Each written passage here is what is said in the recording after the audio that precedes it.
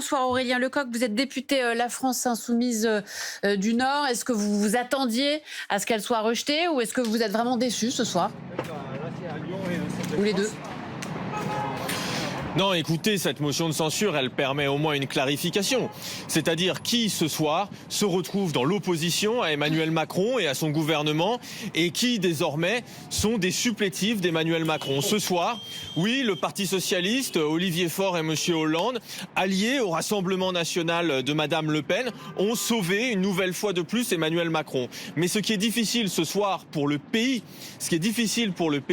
c'est que on a laissé au gouvernement des gens qui sont particulièrement dangereux. Monsieur Valls, Monsieur Darmanin, Madame Borne qui a fait la réforme des retraites et qui a passé son temps à prononcer des 49.3. Et ces gens-là vont encore être au gouvernement pour plusieurs semaines.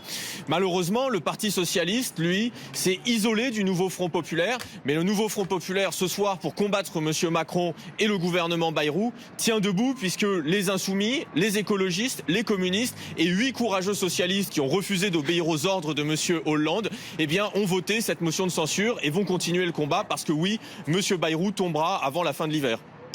Vous dites le Parti socialiste allié au Rassemblement national. Quand vous avez voté une motion de censure avec le Rassemblement national, vous étiez donc allié avec le Rassemblement national.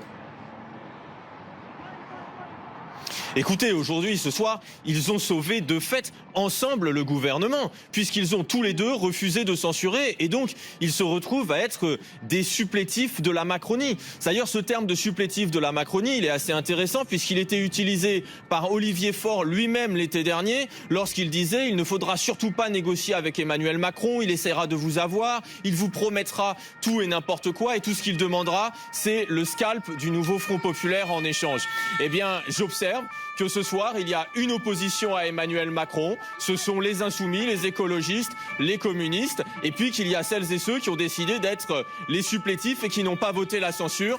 Dans ce cas, il y a deux forces politiques, à la fois le Parti socialiste de M. Olivier Faure et de M. Hollande et le Rassemblement national. Quand les socialistes, Olivier Faure, Arthur Delaporte nous l'a dit à l'instant, obtient 2000 postes d'AUSH, le maintien de 4000 postes de profs, la réindexation totale des retraites, le maintien de remboursement total à la fois des consultations et des médicaments, plus de crédits pour l'outre-mer et la non-suppression de 3 jours de carence, pour les Français concernés par ça, les retraités, les fonctionnaires, les profs, les élèves qui seront devant ces profs, tout ça c'est rien.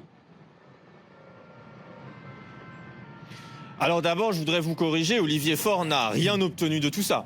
La réalité, c'est que l'ensemble de ces avancées qui auraient déjà pu être mises en application, c'est le résultat de la censure. Voyez-vous, si les retraites sont indexées sur l'inflation depuis janvier à hauteur de 2,2%, c'est parce que le budget de M. Barnier n'a pas été voté. Si les 4000 suppressions de postes qui devaient déjà avoir lieu n'ont pas eu lieu, c'est bien parce que le budget n'a pas été voté, parce qu'il y a eu la censure. C'est la même chose pour l'ensemble des budgétaire. Mais monsieur sans les négociations et sans la pression qu'a mis le gouvernement ne serait pas revenu sur les 4000 suppressions de postes.